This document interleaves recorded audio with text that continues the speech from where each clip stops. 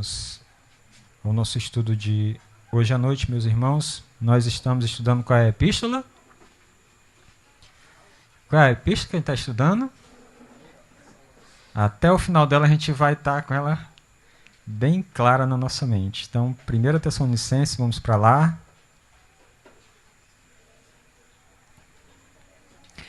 No capítulo 1, nós estamos ainda no capítulo 1.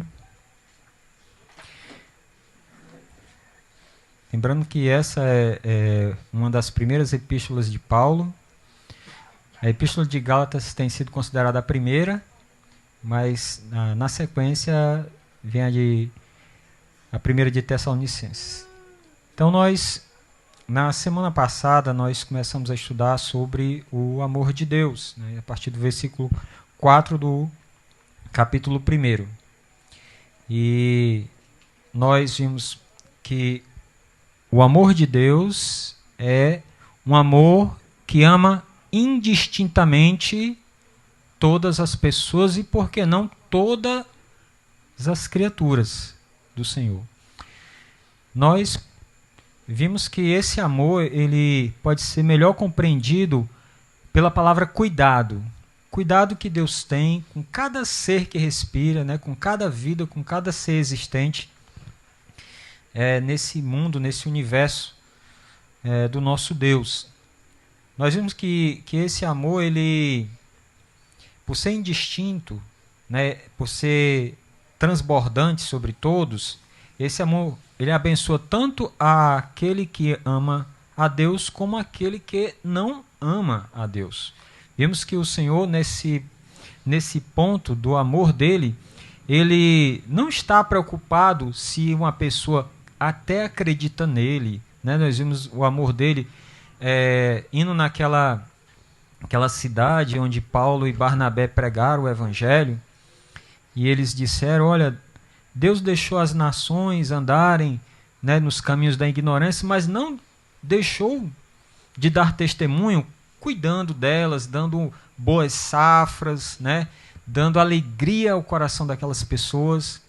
Nós vemos também que Deus, até pelas palavras de nosso Senhor, faz com que a chuva e o sol venham sobre justos e injustos, e aquele fazendeiro que é fiel a Deus, e aquele fazendeiro que é uma pessoa que nem de Deus quer saber, podem ter boas colheitas, porque Deus não está vendo essa questão da pessoa crer ou até obedecer a Ele nessa parte do amor. Mas entramos também naquela área do amor do Senhor, que é uma área que Deus ele destina, né, ao seu povo amado no meio dessa grande humanidade, né? E nós aqui vamos hoje continuar esse assunto, né, sobre as escolhas que o nosso Deus tem feito de pessoas para formar por essas pessoas um povo. Então, vamos só orar antes da gente dar continuidade no nosso estudo. Amado Deus, assim como nós dependemos do Senhor para todas as coisas, também reconhecemos agora que dependemos de Ti tanto para ensinar quanto para aprender da Tua palavra. Pedimos, Deus, que o Teu Espírito Santo, Senhor, que é um mestre por excelência, nos abra o entendimento para a Tua palavra, Senhor, e possamos entendê-la da melhor maneira possível, Senhor. Sabemos que nos dias de nosso Salvador, Ele ensinou, Deus, coisas que as pessoas não estavam, ó Pai, prontas a receber, Deus amado. Não todas, apenas, Deus, uma parte estava. Nos ajuda, Deus, a fazer parte dessa parte que está preparada para ouvir todas as coisas que o Senhor tem, Deus, a nos ensinar na sua palavra. O Senhor quis assim revelar na tua palavra aquilo que o Senhor poderia ter guardado para si. Mas está dito, Deus, que as coisas reveladas são para nós e para os nossos filhos, para que cumpramos a palavra do Senhor na nossa vida. Que o Senhor possa nos orientar no estudo e, como disse o nosso irmão Alessandro, também para a prática na nossa vida. Assim oramos e agradecemos a Ti, em nome de Cristo. Amém. Meus irmãos, então, 1 Tessalonicenses capítulo 1, apenas lendo o versículo 4 que diz: reconhecendo, irmãos, amados de Deus, a vossa eleição. Então, nós entramos no estudo passado, falamos sobre a questão da eleição. A eleição significa o que? Escolha. Quem faz essa escolha? Deus. Vimos que essa escolha é feita por Deus. Nós citamos alguns exemplos, citamos o exemplo de Abraão. Deus escolhe Abraão entre os moradores da cidade de Ur, dos caldeus. Deus escolheu o povo de Israel no meio de tantos outros povos que existiam naquela época também. Deus escolheu uma tribo em Israel para fazer delas, inclusive, seus sacerdotes. E vimos também que Jesus, da multidão dos seus discípulos, ele escolheu 12 para andar com ele, mais próximos, e até fez destes seus apóstolos. Então, em relação aos Tessalonicenses, talvez a gente precise considerar algumas perguntas importantes que talvez nós não tenhamos abordado elas no estudo passado. Então a gente vai considerar pelo menos umas 3 perguntas que nós precisamos. Lembrando que a palavra de Deus, ela vezes eu tenho falado aqui que a palavra de Deus é como uma mina que você vai minerando, e você vai achando muitas riquezas para a sua vida. Algumas riquezas estão muito profundas, né? E até mesmo, mais que a gente minere, a gente só vai conseguir colher alguma parte. A outra parte nós vamos receber na eternidade, quando nós estivermos pronto. Quando nosso conhecimento aqui é um conhecimento que o Senhor, por meio de Paulo, nos disse. Nosso conhecimento ele é em parte, né? Como ele diz lá em 1 Coríntios capítulo 13, em parte nós conhecemos, em parte nós profetizamos. Mas um dia vai chegar um tempo que o nosso conhecimento não vai ser mais em parte, mas vai ser um conhecimento perfeito. Veremos como face a face, né? E hoje nós vemos obscuramente como em espelho. Mas lá nós vamos ver face a face, talvez algumas coisas que hoje estão obscuras, né? Como aquela imagem refletida no espelho de bronze, né? Que ficava aquela coisa assim meio estranha, você não conseguia ver direito. Mas naquele dia que nós estivermos diante do Senhor, ou no seu estado de glória eterna, nós vamos entender as coisas muito claramente. Muito mais do que nós entendemos hoje. Então vamos ver aqui algumas questões. Bom, Paulo fala que ele reconhece a eleição dos Tessalonicenses por Deus. Vamos nos perguntar, quando Deus elegeu os Tessalonicenses? Em que período da vida, da existência deles, Deus, antes de chamar, Deus já havia posto o seu coração sobre aquelas pessoas? Eu queria convidar vocês a irem na próxima epístola, que é a 2ª de Tessalonicenses, e considerasse comigo o capítulo 2, versículo 13. Vamos ver o que é que o apóstolo Paulo ele fala nessa carta. 2 Tessalonicenses 2, versículo 13. Ele diz assim: entretanto, devemos sempre dar graças a Deus por vós, irmãos amados pelo Senhor, porque Deus vos escolheu desde o princípio para a salvação, pela santificação do Espírito e fé na verdade. Mas veja só o que Paulo está dizendo aqui. Ele está agradecendo a Deus, né, pela vida dos Tessalonicenses, ou seja, são as mesmas pessoas. Talvez entre uma carta e outra tenha havido mais conversões, ou seja, é um grupo possivelmente maior do que os destinatários da carta inicial. E Paulo está fazendo a mesma coisa que ele fez na primeira carta. Está dando graças a Deus por aquelas vidas, por aquelas pessoas, né? E por um motivo que ele diz, porque Deus vos escolheu. É maravilhoso, meu irmão. Se Deus permitir nós terminarmos a primeira carta e continuarmos pela segunda carta, chegando a esse capítulo 2, nós vamos ver que Paulo, antes de falar isso aqui, né, acerca dos Tessalonicenses, Nos versículos anteriores, ele vai falar daquele período que é aquele grande momento da história em que vai aparecer aquela figura, né, que nós tradicionalmente chamamos de o anticristo, né, que a Bíblia aqui nessa carta chama de o homem do pecado, o filho da perdição. E ele fala que nesse período, meus irmãos, nesse período vai haver uma chamada operação do erro maior do que ocorre atualmente. Paulo ele já fala nessa segunda carta a respeito do mistério da iniquidade. Ele diz que naqueles dias já operava, então opera ainda hoje, ou seja, atua ainda hoje. E após ele falar dessa operação do erro, aí olha só o que é que diz o versículo 12 do capítulo 2 de 2 Tessalonicenses. Do resultado dessa operação do erro. A fim de serem julgados todos quantos não deram crédito à verdade, antes, pelo contrário, deleitaram-se com a injustiça. Então Paulo está falando das pessoas que elas vão acreditar no erro, o erro vai estar operante muito mais nessa época, e essas pessoas elas vão, o quê? Por se deleitar na injustiça, elas vão abraçar esse erro e desprezar a verdade. Aí logo na sequência, Paulo fala, entretanto. Então, ou seja, ele vai falar, olha, as coisas vão ser assim, mas entretanto, eu agradeço a Deus porque no caso de vocês é diferente. Porque vocês não se deleitaram com a injustiça, pelo contrário, vocês o que deram crédito à verdade. Ou seja, uma pessoa ela é um crente por quê? Porque ela dá crédito à verdade.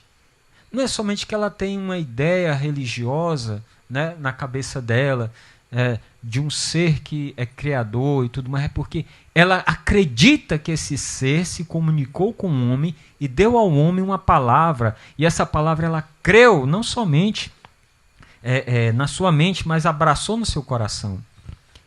E o mais maravilhoso, meus irmãos, é que essas pessoas já haviam sido escolhidas por ele para que pudessem justamente fazer isso. E eu queria, antes de a gente analisar essa questão do princípio, né, porque Deus escolheu eles desde o princípio, né, mas eu queria que você marcasse aqui 2 Tessalonicenses capítulo 2 e fosse comigo lá em Atos capítulo 18. Antes de seguir adiante, a gente vai ser edificado pelo que a gente vai conferir agora em Atos capítulo 18. Atos capítulo 18 fala do trabalho de Paulo em Corinto, né, na cidade de Corinto. E é interessante que é a mesma equipe, Paulo, Silvano, aqui chamado Silas, e Timóteo. Olha só o que é que diz no versículo 5 de Atos 18. Diz assim: quando Silas e Timóteo desceram a Macedônia, Paulo se entregou totalmente à palavra, testemunhando aos judeus que o Cristo é Jesus. Opondo-se eles e blasfemando, sacudiu Paulo as suas vestes e disse-lhes: sobre a vossa cabeça o vosso sangue.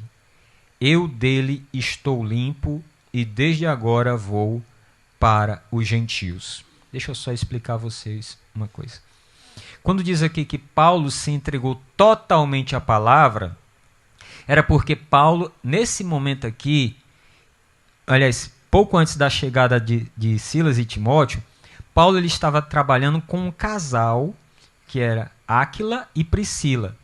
E esse casal, eles trabalhavam com a feitura de tendas. E Paulo ele tinha esse ofício também, de fazedor, fabricante de tendas. Então ele estava trabalhando com eles, ou seja, ele trabalhava, em outros momentos ele pregava. Mas quando Silas e Timóteo vieram até aquela cidade, da Macedônia vieram até Corinto, aí Paulo deixou o trabalho dele e se entregou totalmente a palavra, ou seja, o ofício da pregação da palavra. E aqui ele foi pregar aos judeus, e os judeus eles blasfemaram, né, do Paulo pregando, e eles naquele momento ouvindo e blasfemando, né? Aí Paulo ele sacudiu a capa dele, né, e disse assim, né? Sobre vossa cabeça o vosso sangue, estou limpo dele. Acredito que nesse momento os judeus eles entenderam que Paulo ele estava agindo como o profeta Ezequiel, né? Ele ouvindo Deus, né, no livro de Ezequiel, era esse o chamado do profeta. Você vai, fala para eles, e aí se eles se converterem, né, o sangue não vai estar sobre a cabeça deles. Agora, você vai pregar a palavra do Senhor, eles não vão receber, o sangue vai estar sobre a cabeça dele. Agora, se eu mandar você e você não for, e mesmo assim eles perecerem, o sangue está sobre a sua cabeça. Vocês entenderam? Primeira situação. Paulo estava indo até os judeus. Se os judeus recebessem a palavra, o sangue não estava sobre a cabeça deles. O sangue significaria a morte, né? Se Paulo fosse e eles rejeitassem, o sangue estaria, foi justamente o que aconteceu. A morte ainda estaria pairando sobre a cabeça deles. Agora, se Deus tivesse mandado Paulo e Paulo não fosse, aí o sangue estaria sobre Paulo. E é justamente isso que Paulo fala para eles. Eu acho que nessa hora eles se lembraram do profeta Ezequiel. Paulo diz, eu estou limpo do sangue de vocês e vou agora para os gentios. Continuando, no versículo 7 diz, saindo dali, entrou na casa de um homem chamado Tício Justo, que era temente a Deus. A casa era contígua à sinagoga. Mas Crispo, o principal da sinagoga, creu no Senhor com toda a sua casa. Também muitos dos coríntios, ouvindo, criam e eram batizados. Olha só. Então, o sangue que estava na cabeça não era de todos aqueles judeus. Alguns haviam crido, então a morte já não estava mais, a condenação da morte já não estava mais sobre eles. E não somente alguns judeus, mas também várias pessoas, entre os próprios gentios, dizem aqui, né, que muitos dos coríntios, ouvindo, criam e eram batizados.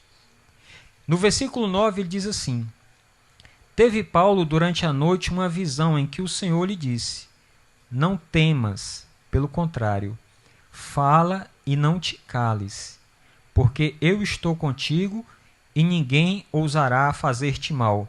Mas veja só o que o Senhor ainda fala, continuando. Pois tenho muito povo nesta cidade. E ali permaneceu 1 ano e 6 meses, ensinando entre eles a palavra de Deus. O que é que o Senhor estava falando para Paulo? Assim, Paulo, você teve uma experiência difícil. Você pregou para os judeus. Eu ordenei você a pregar para eles, senão o sangue deles ia estar sobre você. Você pregou, então o sangue deles não está sobre você. Está sobre uma parte que me rejeitou, mas sobre a outra parte que me recebeu não está mais. E outra coisa, coríntios, gentios vieram a crer também. Então muitas pessoas vieram a crer em mim. Não desanime, Paulo. Continue ensinando. E não se preocupe que eu vou guardar você.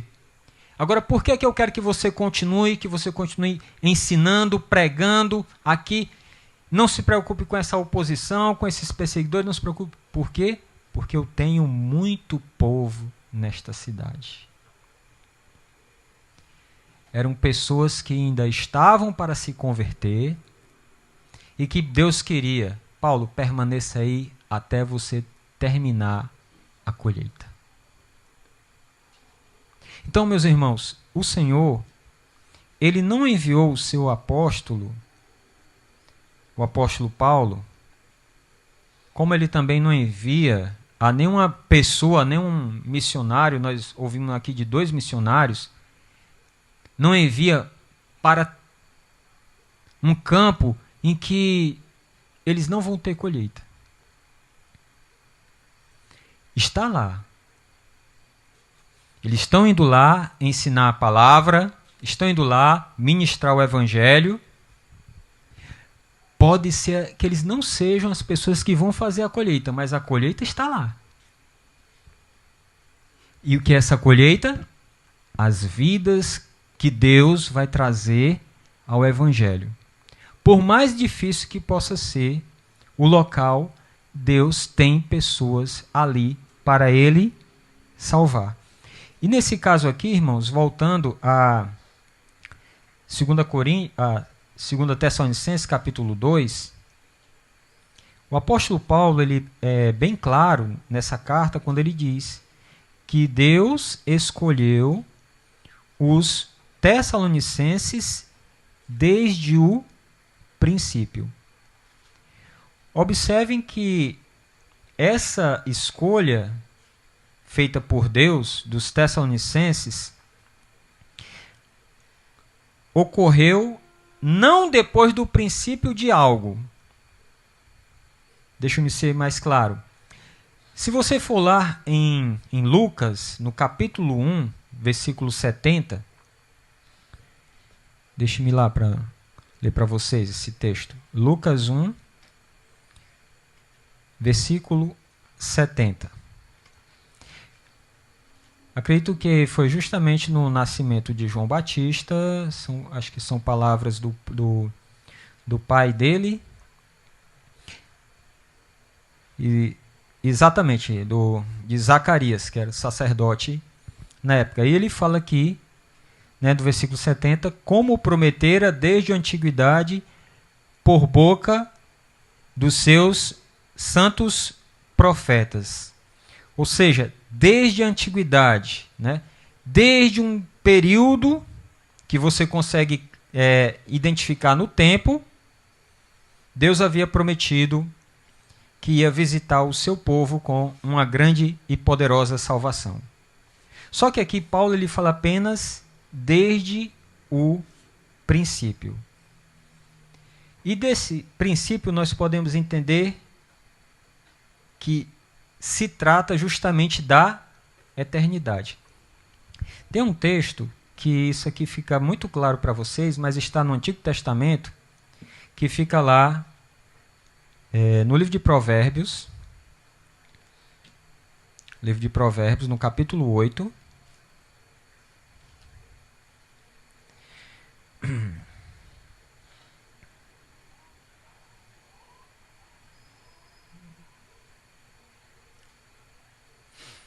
No versículo 23, em que ele fala assim: desde a eternidade foi estabelecida, desde o princípio, antes do começo da terra. Então, por esse versículo aqui, você vê que o sábio, quando ele escreveu essas palavras, ele colocou a palavra eternidade na primeira linha, a palavra princípio na segunda linha, né? E a expressão antes do começo da terra também na segunda linha. O que é que a gente pode deduzir isso? Que quando ele fala desde a eternidade, você entende claramente o que é eternidade. Aí ele vai para a segunda linha e fala desde o princípio, ou seja, ele está fazendo eternidade e princípio um sinônimo. E quando ele fala antes do começo da terra, ele está explicando para nós o que é esse princípio. Então, quando eu pego esse texto aqui e eu considero o que Paulo disse aos Tessalonicenses, eu posso chegar à conclusão. Quando é que Deus escolheu os Tessalonicenses? Foi um dia antes deles se converterem? Não. Tivesse lá, Deus vos escolheu desde que vocês nasceram, ou desde que vocês chegaram à idade adulta, ou desde que algum princípio, alguma época específica. Não. Ele sempre diz, Deus escolheu vocês desde o princípio, e esse princípio é uma coisa só. Deus escolheu antes do começo do mundo.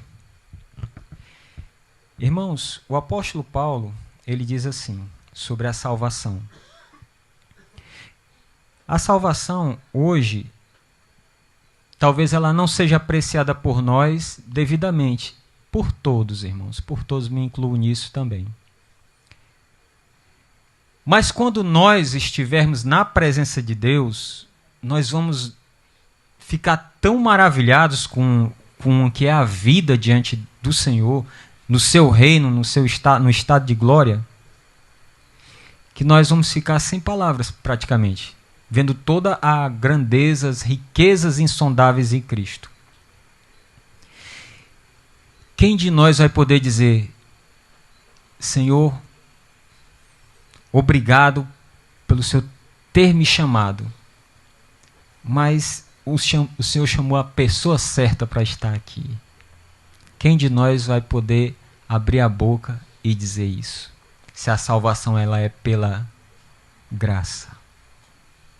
Agora não é somente porque Deus nos salvou pela graça, meus irmãos. Não é somente porque nós vamos estar com Ele sem nenhum merecimento de estar com Ele. Mas é porque Ele próprio nos escolheu para estar com Ele. O reino de Deus, meus irmãos, não é como uma praça pública que todo mundo visita, entra, sai. Não. O reino de Deus, meus irmãos, é aquele estado de glória em que o Senhor admite as pessoas que Ele quer, que Ele escolheu para ali estar. Como diz assim, aqui Paulo, olha, eu dou graças a Deus, meus irmãos Tessalonicenses, porque Deus escolheu vocês para estarem lá também. Porque se Deus não tivesse escolhido vocês, o meu trabalho aí no meio de vocês estava sob o alicerce da incerteza. Meus irmãos, nada é mais difícil em alguns momentos do que você trabalhar na incerteza. É como você pegar um exemplo aqui, você vai iniciar o seu próprio negócio, mas você não tem certeza se ele vai prosperar. Você vai dedicar horas, você vai dedicar energias, você vai dedicar dinheiro, para ser até mais claro, você vai abrir mão de outras coisas para se dedicar àquilo e você vai dedicar-se na incerteza. E vai ter momentos que você vai, meu Deus, será que eu continuo? Às vezes, como alguns fazem, vende o que eles têm aqui, vende casa própria, vende tudo e se manda para algum país na Europa, ou até mesmo aqui nas Américas, tentar uma vida, depois de 5 anos tá voltando de lá e não tem mais aqui a casa porque vendeu, não tem mais aqui nada porque vendeu tudo, apostou tudo naquele lugar e se lá não der certo. Essa é a vida aqui, meus irmãos. Nada é certo. Já pensou o apóstolo Paulo, ele se lançar numa obra missionária no meio de pessoas que ele nunca viu na vida, em que ele vai ensinar uma mensagem que, como eu tenho ensinado aqui, não é uma mensagem que vai agradar as pessoas. Já pensou? Você é bom o suficiente para você ir para o céu, é só você praticar isso e aquilo. Não, esse não é o evangelho. Nós vamos ver o que é o evangelho na próxima mensagem. Mas o evangelho ele vai dizer assim, olha, não por obras. Já tira do homem a glória que o homem pensa que poderia ter, de chegar lá no céu e eu estou aqui no céu. Aquele não está, mas também ele não se esforçou. Ninguém vai chegar no céu por seus próprios méritos. Ninguém vai chegar no céu pelos seus próprios méritos. Ninguém vai entrar no reino por meritocracia. Não. Vai ser pela graça pela fé no Evangelho. Agora, Paulo tinha uma certeza. Às vezes essa certeza precisava ser reforçada, como aqui foi, na leitura que nós fizemos lá em Atos capítulo 18. O Senhor vinha assim: Paulo, não desanime. Não desanime e não se preocupe. Continue falando, continue ensinando. Não se preocupe, eu vou guardar a sua vida, pois eu tenho muito povo nessa cidade. Então, então eu permaneço.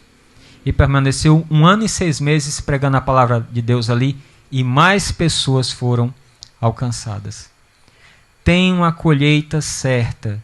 Você pode não ser a pessoa que planta e colhe. Você pode ser talvez o plantador, para depois vir a pessoa que vai fazer a colheita. Mas tanto você como a pessoa que vai receber a colheita, nos céus, no reino, receberão a recompensa. Mas tenha certeza, vai ter colheita. E uma coisa maravilhosa que nós vemos nisso, é que quando Deus coloca lá no princípio, Ele também está colocando muito claro que o próprio Deus foi que já fez essa escolha. O próprio Deus foi que fixou o coração dele. E se a gente olhar para nós, em mim e você, agora pense, né, meu irmão, minha irmã, pense, quantas vezes você mesmo, orando aqui em Fortaleza, você não teve acesso à palavra de Deus e você, por uma coisa ou outra, você recusou, você disse, não, agora não, né? Você agradeceu aquele folheto que lhe entregaram na rua, né? Não, mas agora não. Você talvez até ouviu aquele pregador ali na praça, né, gritando a plenos pulmões e tal. E você, não, mas agora não. Mas teve um dia em que aquela mensagem que você tanto deixou de lado, atingiu o seu coração. Não era porque não tinha entrado, eu não tinha penetrado aquela camada rochosa do meu coração ainda. Na verdade, irmãos, foi porque naquele dia foi o dia que Deus tinha marcado para a sua conversão. E naquele dia, meu irmão, não tinha pai, não tinha mãe, não tinha esposa, não tinha filho, não tinha ninguém para impedir você de ir a Cristo. Não ia ter ninguém. Se a mulher dissesse, se você se converteu, eu me separo de você.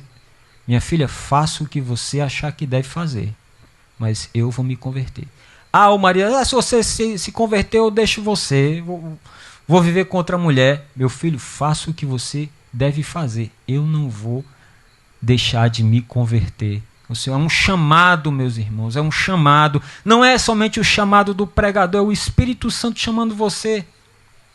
Às vezes até depois do culto, quando você já foi para casa, já não está ouvindo ninguém. Naquele momento, aquele chamado vem a você e você se rende ao Senhor. Tenha acompanhado de alguma coisa em comum ou não, mas você sabe que é o Senhor que está chamando você e você vai até Ele. Então, esse chamado, meus irmãos, quando você vai na Bíblia e você vai lá a Efésios capítulo 1, versículo 3, em que o apóstolo Paulo também está falando, só que agora aos Efésios, né? Mas ele fala que Deus, o Pai, havia elegido ou escolhido eles em Cristo antes da fundação do mundo, Efésios 1 e 3. Aí você começa a entender, antes da fundação do mundo, antes do começo da terra. Peraí, ele está falando do princípio também? Do princípio também. A escolha que Deus faz, meus irmãos, ela não é no tempo. Ela se manifesta para nós no tempo. Ela se manifesta para nós no tempo, porque nós somos seres temporais. Mas para Deus, meus irmãos, já está desde o princípio, já no coração dele, na mente dele, em salvar o homem e a mulher. Por isso você vai chegar lá no céu e vai dizer, eu ganhei tudo isso porque eu mereço. Não, porque você não merece nada do céu, nem eu mereço. Foi porque Deus, na sua misericórdia e graça, nos deu. Isso vai ficar mais claro quando a gente abordar o próximo ponto. Sabemos que Deus escolheu os Tessalonicenses desde o princípio, ou seja, antes do começo da terra, ou, em outras palavras, antes da fundação do mundo. Não foi desde que eles fizeram algo, ou desde que algo aconteceu, não. Foi desde o princípio, ou seja, antes da fundação do mundo, Deus já havia posto o coração dele naquelas pessoas. A segunda coisa que a gente deve considerar é, será que Deus não foi injusto ao escolher alguns Tessalonicenses e outro não?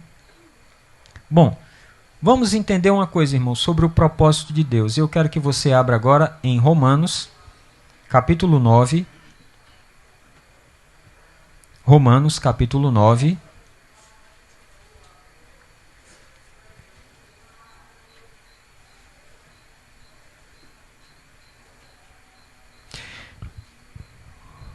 O apóstolo Paulo, ele pega um exemplo do Antigo Testamento, do nascimento de Jacó e Esaú, para ilustrar essa verdade que nós vamos abordar agora. Em Romanos 9, versículo 11 diz assim: e ainda não eram os gêmeos nascidos, nem nascidos eles eram, estavam no ventre materno ainda, nem tinham praticado o bem ou o mal, para que o propósito de Deus quanto à eleição prevalecesse, não por obras, mas por aquele que chama.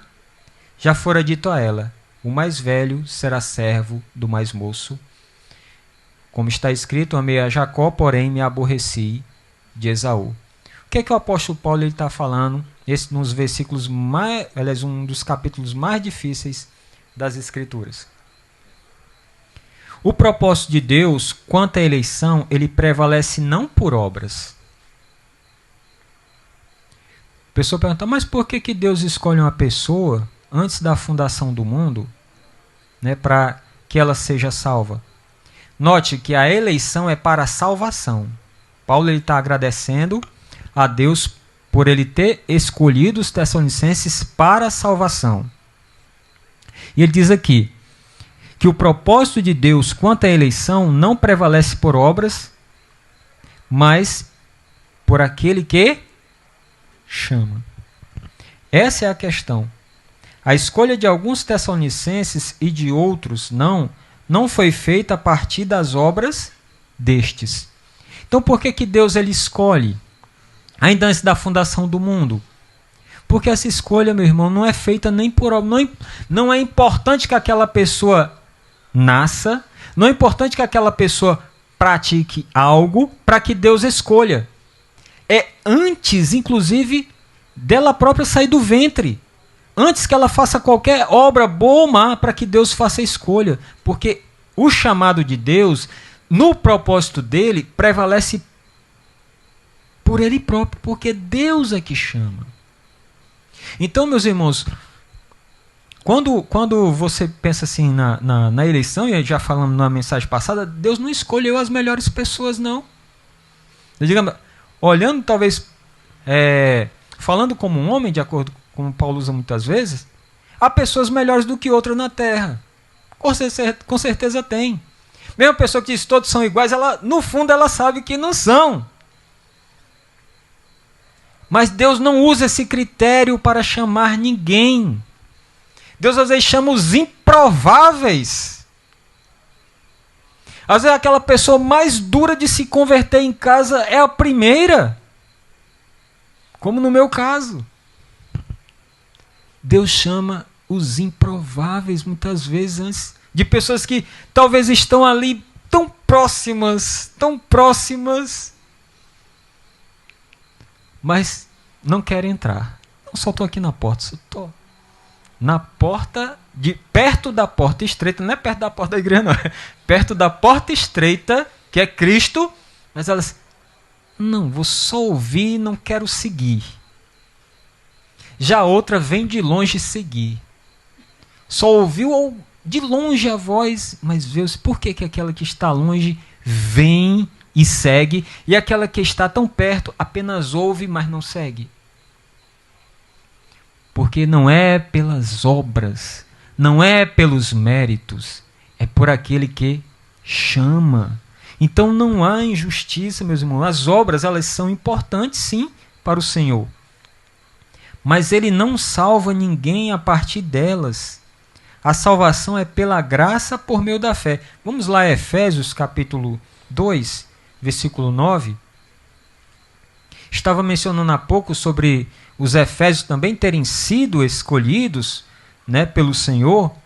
Mas olha só o que diz aqui no capítulo 2, do versículo 9 em diante, quando Paulo, escrevendo aos Efésios, diz, versículo 8 do capítulo 2, porque pela graça sois salvos, mediante a fé, isto não vem de vós, é dom de Deus, não de obras para que ninguém se glorie, pois somos feitura dele, criados em Cristo Jesus para boas obras, as quais Deus de antemão preparou para que andássemos nelas. A salvação não é pelas obras, é pela fé, porque é com base na graça e não nas obras. Mas as obras são importantes porque elas vão mostrar nos dias posteriores à conversão essa fé, essa graça. Então, quando você pensar assim, ou quando alguém diz assim, não, eu não aceito que Deus escolha alguns e não outros, porque eu acho injusto da parte de Deus, assim, amigo. Primeira coisa que você tem que saber é que Deus está chamando não com base nas obras, mas com base na graça. Se fosse com base nas obras, meus irmãos, Deus não estaria chamando ninguém. Está entendendo? Essa é a questão. Se fosse por causa das obras, Deus não estaria chamando ninguém.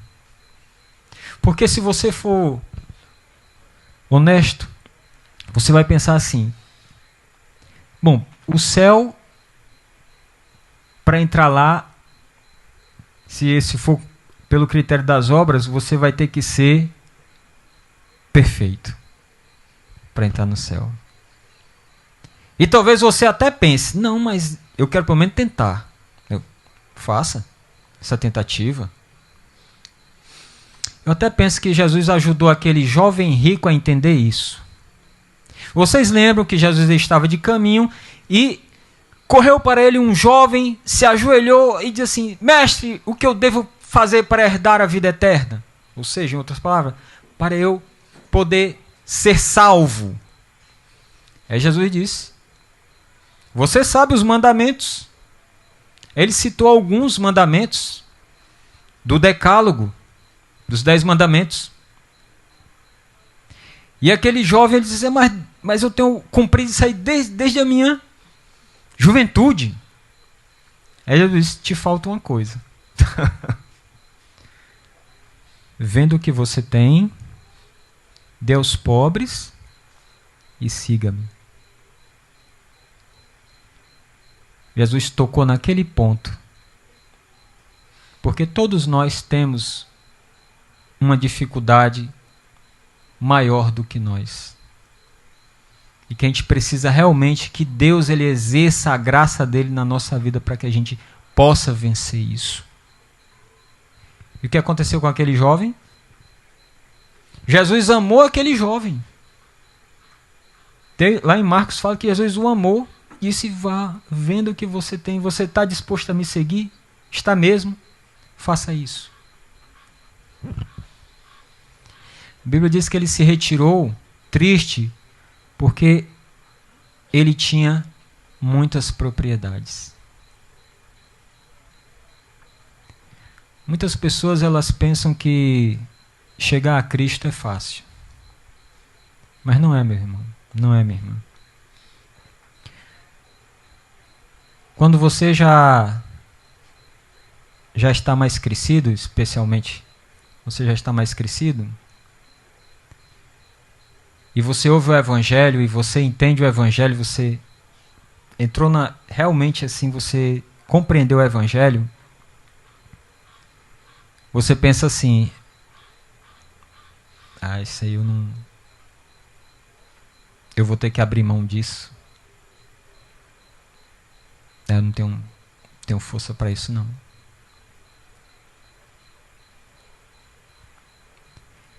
Se não fosse Deus, meus irmãos, se não fosse Deus, nenhum de nós teríamos nos convertido. João, escrevendo no evangelho dele, no capítulo 3, ele usa a palavra luz para se referir a Cristo e diz assim: a luz veio ao mundo, mas os homens amaram mais as trevas, porque as suas obras eram más. Não se trata só uma questão de entendimento, é uma questão de amor. Crer em Cristo é você amá-lo de verdade. É você realmente ter por ele. Eu não acreditei nele para eu ir no céu, para eu escapar do inferno. Sei que talvez uma pessoa, inicialmente, ela possa pensar isso. Não, eu vim a Cristo porque eu acreditei naquele pregador que se eu morrer, eu vou direto para o inferno, né? Tem nem escala, é direto. Mas quando você vai amadurecendo mais, você percebe, bom, eu iria para o inferno se o Senhor estivesse lá. O Senhor podia estar no local mais ruim, porque eu não encontro outra palavra melhor, mais ruim desse mundo, dessa realidade, da eternidade. Mas pelo que o Senhor fez por mim, eu queria estar com o Senhor.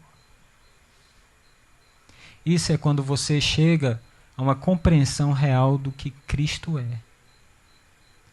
Salvação não é escapar. Né? Eu me lembro de um livro que eu li há muito tempo, Como Ser Cristão Sem Ser Religioso.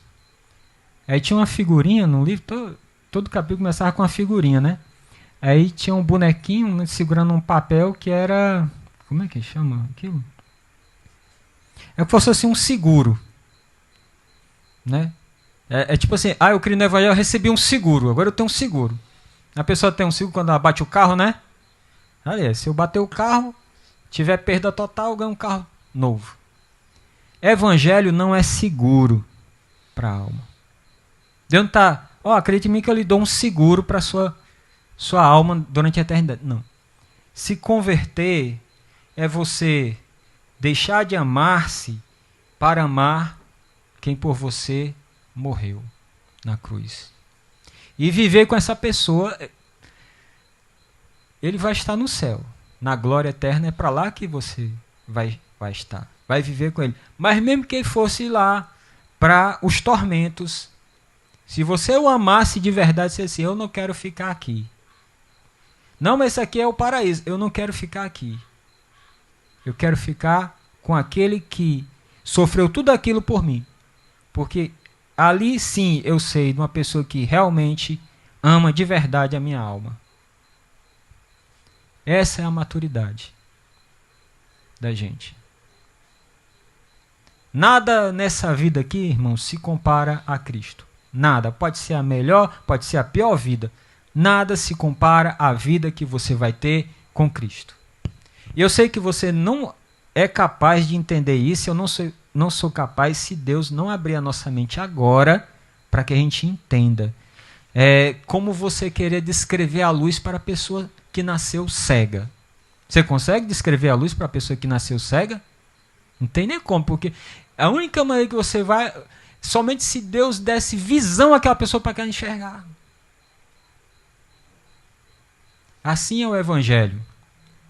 Por isso não se trata da pessoa ser mais inteligente, da pessoa ter mais estudo, né? Jesus uma vez agradecendo ao Senhor, Senhor, graças te dou porque não revelaste esta coisa. O que? O Senhor é quem revela. É Deus quem revela o Filho dele. Não é aprendizado, não é seminário, não é instituto teológico. É Deus quem revela a pessoa do Filho dele. Te dou graças ao Pai por ter revelado essas coisas, não aos sábios e eruditos, mas sim aos pequeninos. por que, Senhor? Por que o Senhor fez isso? Por que o Senhor resolveu revelar o teu filho aos pequeninos, Senhor? Existe alguma razão assim? Porque assim foi do teu agrado. Você é salvo, meu irmão, primeiro porque foi do agrado de Deus na eternidade, antes de todas as eras pela eternidade. Deus fixou o amor dele em você. Você não merece esse amor, eu não mereço. Leve 1 milhão de pessoas a Cristo, você nunca vai merecer esse amor, eu nunca vou merecer. Venha quantas vezes você vier à igreja, faça o que você pensar por Cristo, você nunca vai merecer e eu nunca vou merecer esse amor, tá entendendo? E lá na eternidade esse amor nunca vai acabar, nunca vai diminuir, nunca vai deixar de fazer o seu coração empolgado, seu coração servir a Deus no reino dele, vai ser uma coisa que você vai pensar, meu Deus do céu, cada dia é melhor, cada dia eu me sinto mais e mais e mais feliz de estar servindo ao Senhor no céu. Eu nem mereço estar aqui, Senhor. Porque eu não estou com aquela multidão, Senhor, aquela multidão que está perecendo, que está na infelicidade, em ranger de dentes, em tristeza. Por quê? Porque assim foi do teu agrado. Não foi pelas minhas obras, porque isso foi antes de eu nascer. O propósito da eleição não vê a prática nenhuma de obras, está da parte de Deus para com os seus. Logo, volto a dizer, as obras são importantes, mas a escolha da salvação é feita pela graça. Portanto, não há nenhuma injustiça da parte do Senhor. Indo para o terceiro e último ponto. Uma pessoa ainda pode pensar: Deus escolheu os Tessalonicenses por saber de antemão que estes creriam em Cristo? Bom, se a escolha de Deus é desde o princípio, e por princípio pense na eternidade, ou antes do começo da terra, antes da fundação do mundo. Já começa lá, né? Também é pela graça.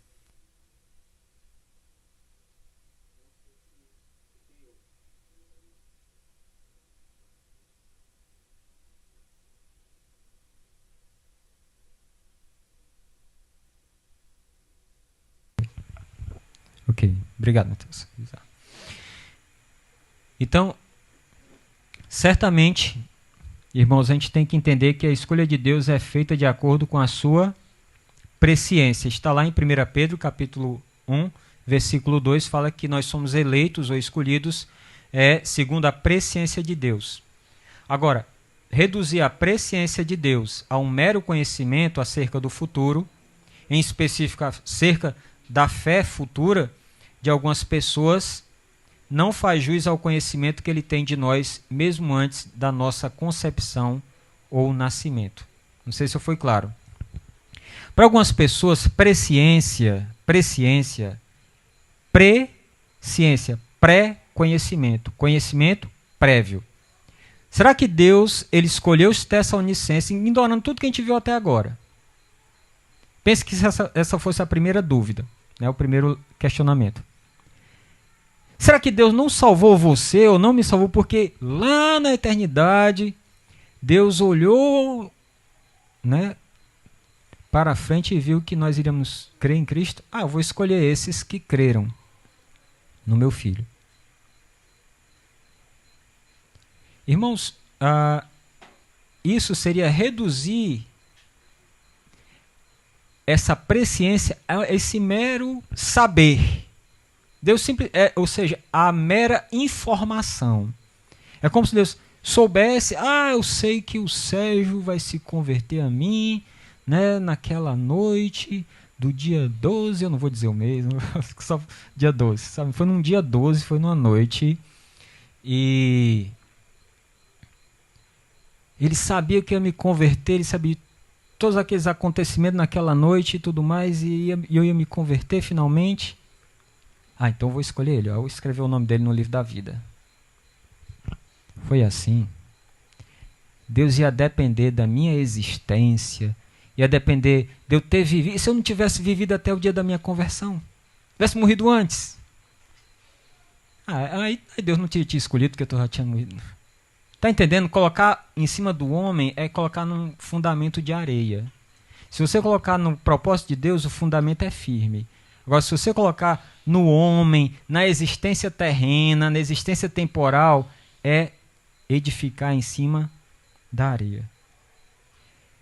Talvez um exemplo que nos ajude a entender devidamente o que é a presciência divina, seja o que ele diz a Jeremias. Vamos lá, no Antigo Testamento. Vamos lá para Jeremias, capítulo 1. Jeremias, capítulo 1. Mencionei o profeta Ezequiel, vou mencionar também o profeta Jeremias. Ainda vou mencionar um outro profeta. O profeta Jeremias escreveu em seu livro sobre o chamado de Deus a ele. Olha só. Jeremias capítulo 1, versículos 4 e 5, diz assim: A mim me veio, pois, a palavra do Senhor, dizendo: Antes que eu te formasse no ventre materno, eu te conheci. E antes que saísses da madre, te consagrei e te constituí profeta às nações. Notem que a primeira coisa que Deus está falando aqui ao profeta Jeremias acerca dele é que, primeiro, antes de Deus formá-lo no ventre materno, isso aqui está falando de concepção. Não é só de nascimento, não, é concepção. Antes do pai de Jeremias e a mãe de Jeremias casarem, né, e gerarem essa criança, essa gente estava sendo gerada por Deus através daquele casal, Deus diz assim: eu já te conheci. Ou seja, todo aquele processo que leva o quê? Leva 9 meses, né? Ou pode acontecer mais cedo, né? Tem nascimentos prematuros, né? Mas todo aquele processo que vai se desenvolver na criança e tudo mais, dela nascer, e ela vai ali, a personalidade dela vai se construindo ou se desenvolvendo e vai chegando até aquele momento que ele está ali formado, né? Ele disse: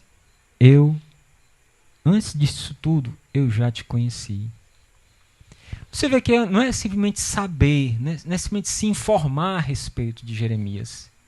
Não é que Deus sabia que ia nascer um rapaz, um homem, e esse homem ele ia ser um profeta. Não, Deus já conhecia esse profeta, e Deus já havia preparado o ministério dele como profeta às nações.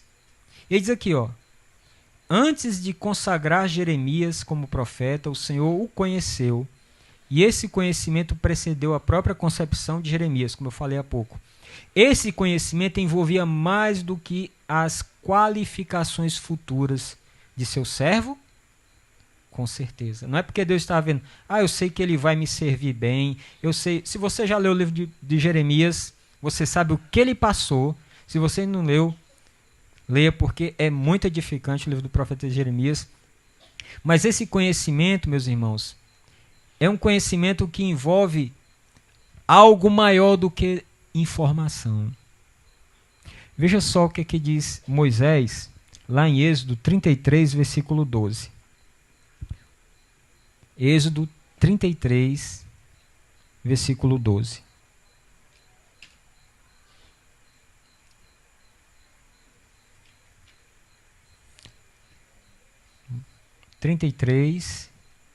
Versículo 12. É uma das passagens mais tocantes no livro de Êxodo. Olha só o que diz esse texto. Disse Moisés ao Senhor: Tu me dizes.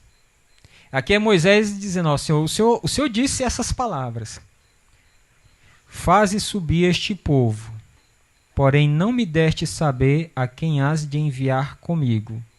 Contudo disseste, o Senhor disse: Conheço-te pelo teu nome, também achaste graça aos meus olhos. Note que esse conhecimento aqui, quando Moisés fala, é um conhecimento do teu nome. O que isso significa? Conhecer o teu nome. É saber que o nome da pessoa é Moisés? É isso que Deus quer dizer? Não, Deus me conhece, sabe meu nome. Saber o nome de alguém é sinônimo de conhecer a pessoa? E interessante, não é só o fato de você conhecer aquela pessoa, mas de você ter uma relação de intimidade com ela. Então Deus tinha com Moisés uma relação de intimidade. Aliás, tem um texto lá, acho que é em Números, em que fala que Deus falava com Moisés como um amigo fala ao seu amigo. Então, irmãos, o que eu entendo desses textos aplicando a presciência é que Deus, esse conhecimento, esse pré-conhecimento, essa presciência de Deus, é quando Deus, ele já começa antes da nossa existência. Não é porque Deus criou você na eternidade e você veio para esse mundo, não.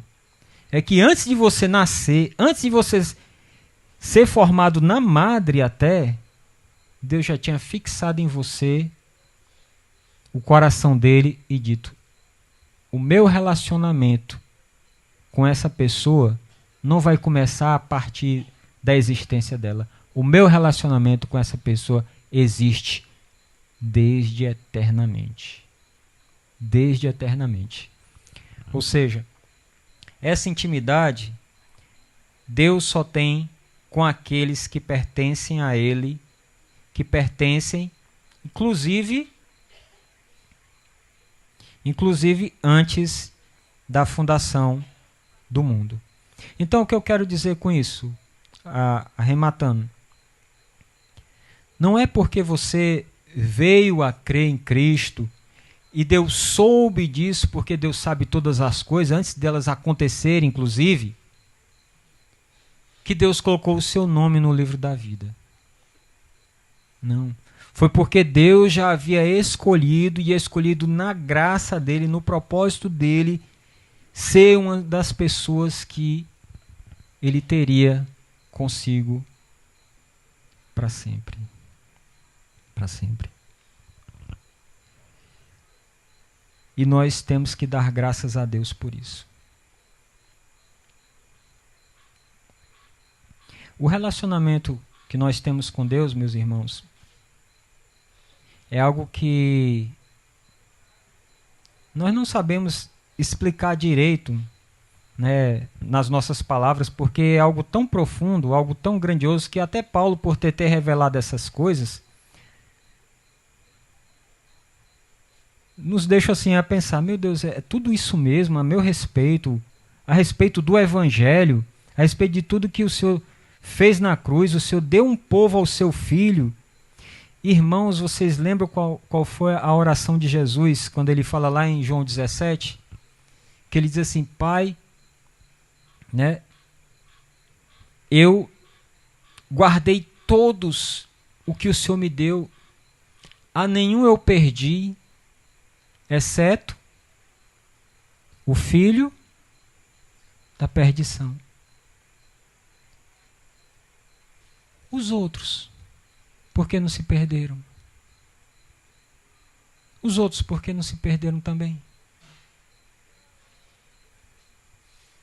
Não se perderam porque eles haviam sido dados por Deus a Cristo. Deus, ele vai dar um povo ao seu filho. Ele já está dando um povo enorme, incontável. Um dia vai estar todo mundo. Alguns ainda vão nascer, certamente. Ainda vão crescer, ainda vão ter a consciência para poder ouvir o Evangelho e crer. Mas já foram dados. E os outros, meu irmão? E os outros? É muito interessante, meus irmãos, eu destaquei isso. Deus elege para a salvação. Algumas pessoas, elas pensam assim, que aquela pessoa quer muito a Deus, aquela pessoa deseja muito a Deus, aquela pessoa está ansiosa por Deus, mas Deus, não quero você. Aquela pessoa que não está nem querendo saber de Deus, eu quero saber do Evangelho e tudo mais, e Deus, venha, por favor, venha meu filho, venha minha filha. Não. Isso passa longe da verdade. Se a pessoa ela deseja a Cristo, se a pessoa ela está disposta a enfrentar todas as dificuldades para ela crer em Cristo, é porque o próprio Pai já está trazendo ela, já está ensinando ela, trazendo ela a Cristo. E a outra pessoa que está afastada, a pessoa que não quer nem saber dele, sabe o que é que Deus está fazendo? Justamente o que essa pessoa quer. Andar pelos próprios caminhos. Sabe o que é que essa pessoa vai poder dizer no último dia? Quando, se ela ousar dizer, Senhor, mas o Senhor, eu estou aqui porque eu estou do lado esquerdo, que é o lado dos bodes, o lado direito das ovelhas, porque o Senhor não me elegeu, eu queria tanto o Senhor, se eu soubesse do Senhor, eu ia desejar tanto o Senhor. Disse, mentira. Irmão, diante de Deus não adianta mentir. Diante de Deus não adianta teatro. Teatro adianta diante dos homens. Fingir diante dos homens é fácil, diante de Deus não adianta. Aquela pessoa, ela irá porque ela escolheu andar até o fim nos próprios caminhos. Dê graças a Deus, porque Deus, pela vontade dele, não pela sua, nem pela minha, ele disse, venham andar comigo. Senão nós estamos andando no nosso próprio caminho, porque a gente quer andar nesse caminho. Até depois de crente a gente quer andar no nosso caminho, não é verdade? Né? Até depois de crente quer andar no nosso caminho, não é verdade? Imagine sem ser. Então, meus irmãos, eu sei que essa mensagem não é uma mensagem fácil de ouvir, nem de digerir, mas eu quero só fazer uma aplicação final e a gente ora e dá continuidade aqui ao culto. Aplicação final. Paulo, Silvano e Timóteo pregaram o evangelho aos Tessalonicenses e perceberam que estes haviam recebido o amor de Deus, aquele que os escolhera de antemão para a salvação. Nisso tudo, Deus manifestou o seu livre, imenso e infinito amor. Sei que algumas coisas podem ter permanecido obscuras, não só por insuficiência de conhecimento do pregador, mas também pela profundidade do propósito de Deus na criação, cuidado e salvação. Portanto, não se preocupem em compreender todas as coisas. Os apóstolos reconheciam que há coisas tão ricas e tão profundas que eles mesmos não conseguem sondar. Sejamos, pois, humildes e felizes por sermos amados por Deus. Amado Deus, nós agradecemos a Ti por esse tão grande, tão livre, tão infinito amor. Imerecido, ó Deus, por cada um de nós. Porque desde a eternidade, desde o princípio, antes do começo da terra, ó Deus, o Senhor já havia amado o seu povo. Já havia escolhido, colocado no livro da vida o nome de cada um dos teus. E que no tempo da nossa vida, esse amor se manifestou. Não porque, ó Deus, nós merecemos ou fizemos algo de especial. Não, mas porque houve um momento na nossa história que nós deixamos de lado a incredulidade, o amor ao mundo ou a qualquer outra coisa e nos inclinamos a ouvir, a receber e a amar o nosso Senhor Jesus Cristo. Sabemos, ó Deus, que são coisas que não saberíamos se não fosse revelada na Tua Palavra. E talvez nenhum de nós aqui é sábio o suficiente, ó Deus, para receber todo esse conhecimento e entendê-lo com clareza. Mas eu sei, meu Deus, que é suficiente sabermos que o Senhor nos ama, porque escolheu nos amar. E essa escolha foi antes do próprio tempo existir. E que essa escolha foi baseada na graça, puramente na graça. E que essa escolha não foi, ó Deus, simplesmente porque o Senhor sabia que um dia iríamos crer, mas porque o Senhor já havia colocado o seu amor sobre cada um de nós.